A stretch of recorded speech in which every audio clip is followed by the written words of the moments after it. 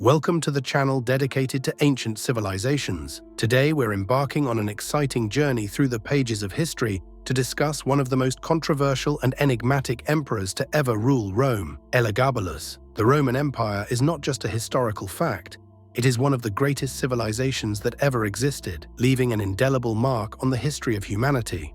Throughout its long and complex history, Rome went through numerous phases, including periods of glory and decline, conquests of new territories, and cultural transformations that profoundly influenced the modern world. History knows many Roman emperors who became legends due to their military victories, reforms, and significant influence on society. Figures such as Julius Caesar, Augustus, and Nero certainly remain in the collective memory. However, how often do we reflect on those whose names remain in the shadows of great rulers? One such emperor, Elagabalus, shocked Rome with his eccentric actions to the extent that attempts were made to erase his name from historical records. Today, we will delve into his reign, which became a symbol not only of madness and debauchery, but also of social and political collapse in the history of Rome.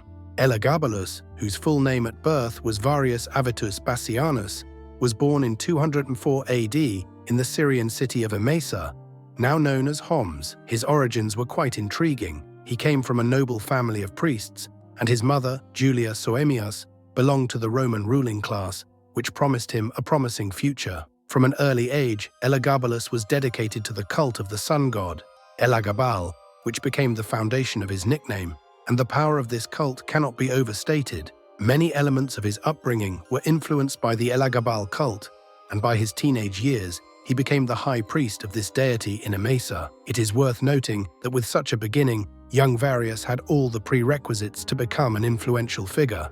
But how could a 14-year-old boy, distant from the political machinations of Rome and immersed in religious rituals, rise to the throne of one of the greatest empires in the world? The answer lies in the intrigues of his family and how the personal ambitions of his grandmother, Julia Maesa, catalyzed the emergence of such an unusual ruler. Her desire for power and influence was boundless, and she became the figure who led Elagabalus to power. The religious beliefs of the young emperor and his faith in his own divinity, entangled in the realities of Roman politics, would soon play a key role in his rule, marked by numerous outrageous acts.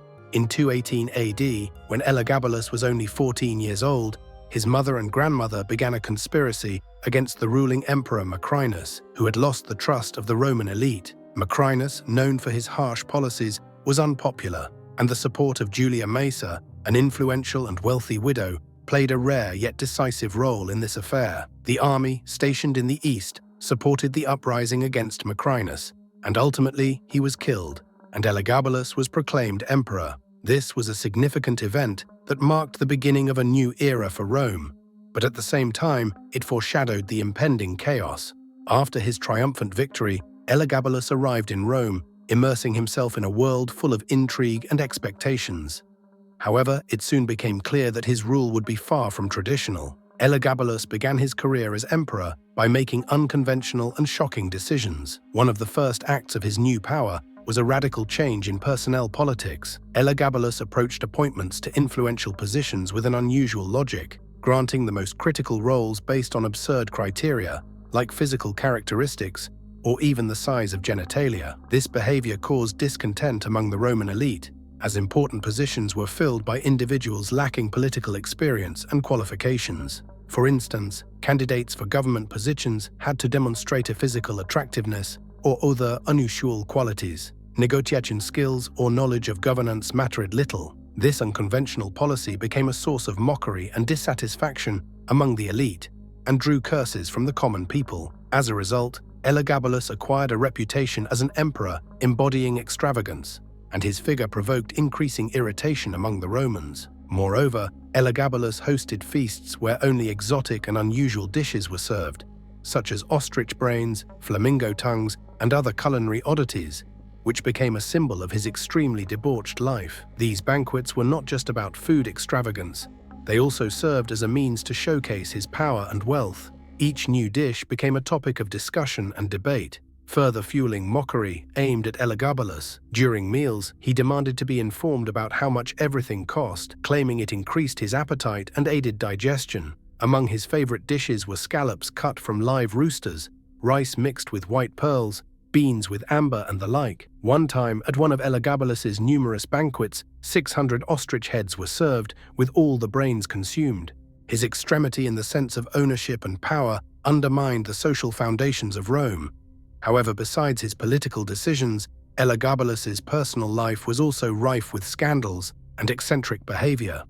Information about his marriages and love affairs is based on dubious sources like Dio Cassius and the Historia Augusta. Dio Cassius asserts that Elagabalus was married 5 times, twice to the same woman. His first wife was Julia Cornelia Paula, with whom he divorced while simultaneously marrying the Vestal Virgin Julia Aquilia Severa. He then divorced her again and took as his wife Annia Aurelia Faustina, a descendant of Marcus Aurelius. It is surprising that shortly before, he had executed Annia. In the last year of his reign, he married Aquilia Severa once more. It is also worth mentioning his relationship with Hierocles, a former slave and charioteer.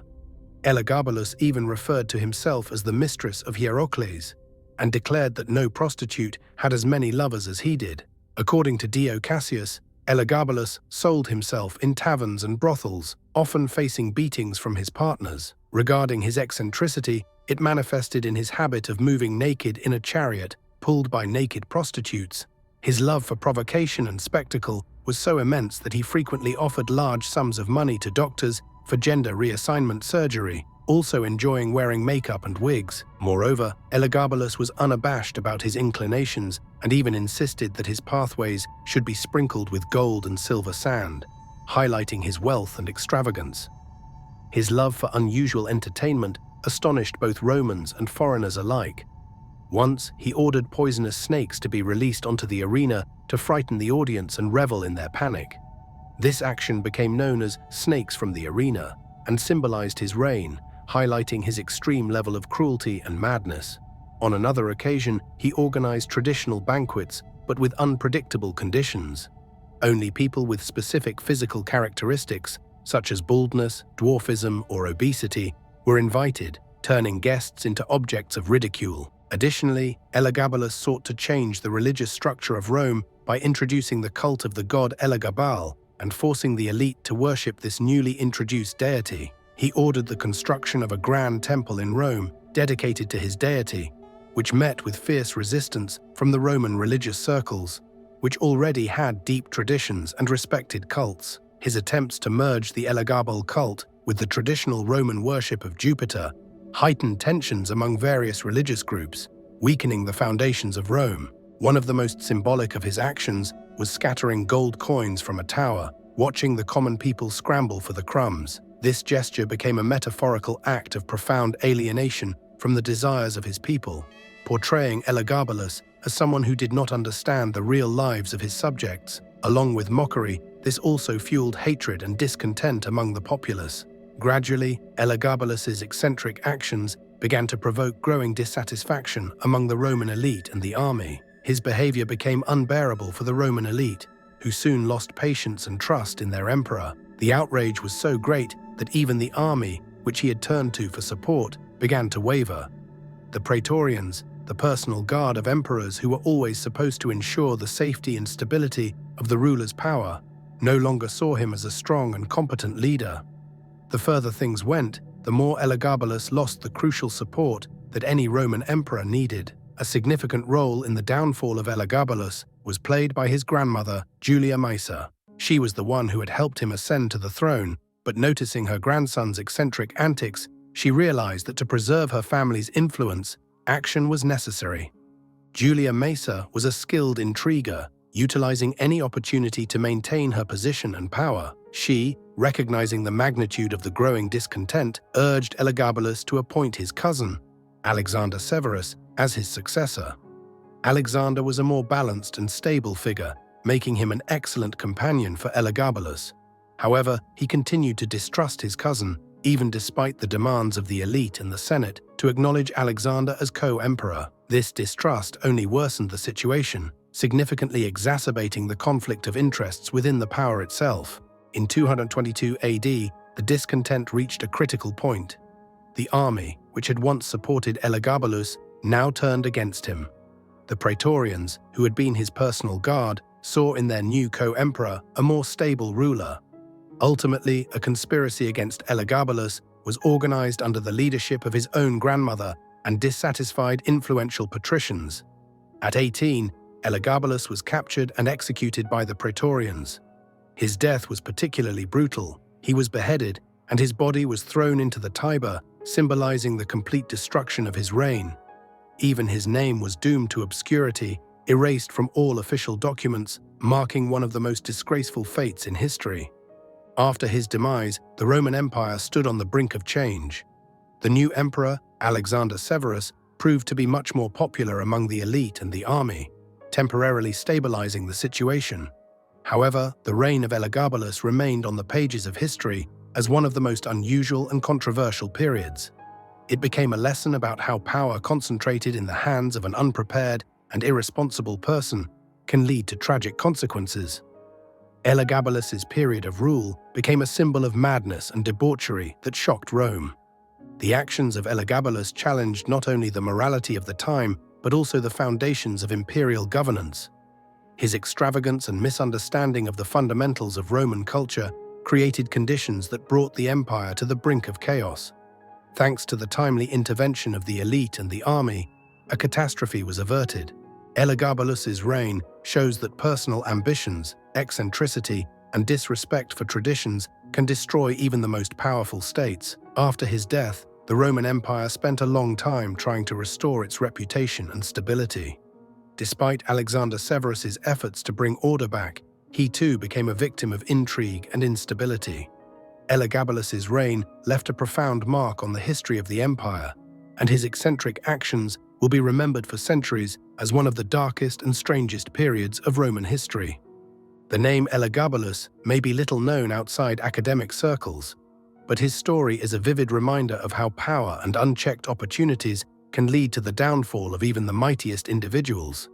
The history of Rome is full of great emperors. However, it is the reigns of such personalities as Elagabalus that make us ponder the fragility of power and the responsibility that comes with it.